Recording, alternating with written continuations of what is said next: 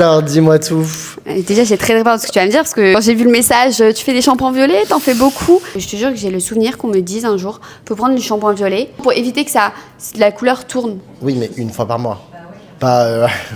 C'est juste problématique pour ce que tu veux. Parce que tu veux un blond lumineux, donc chaud. Tu vois, toi, tu veux voir ce que tu m'as montré, c'est un peu doré, enfin, tu vois. Ouais. Donc, complètement l'inverse. Tu vois, là, on changerait totalement de reflet. Le truc, c'est que moi, il va falloir que je dégomme le côté un peu bleuté. Ok. Et ça, en fait, ça va te sensibiliser les cheveux de ouf. Est-ce que tu as une photo de quand tu es sorti de chez le coiffeur la dernière fois? Pour voir un peu le blond qu'il t'avait fait. Et pour voir ce qu'il y a en dessous, parce que là, tu vois, je serais même d'avis à ne pas faire de balayage, mais à justement te laisser enlever le shampoing violet tout seul.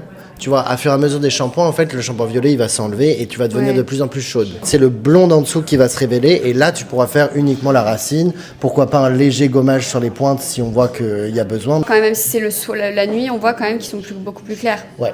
En fait, il faudrait que tu arrives à retourner à ça. Un peu comme ça, tu vois. C'était vraiment... Ouais. Mais du coup, là, la réalité de la chose, c'est que tu as les cheveux très abîmés et qui sont pas trop décolorables là pour l'instant. Donc, on fait soin profond, coupe, et tu laisses reposer jusqu'en septembre. Et franchement, n'éclaircis pas du tout, sinon tu t'investis dans une perruque.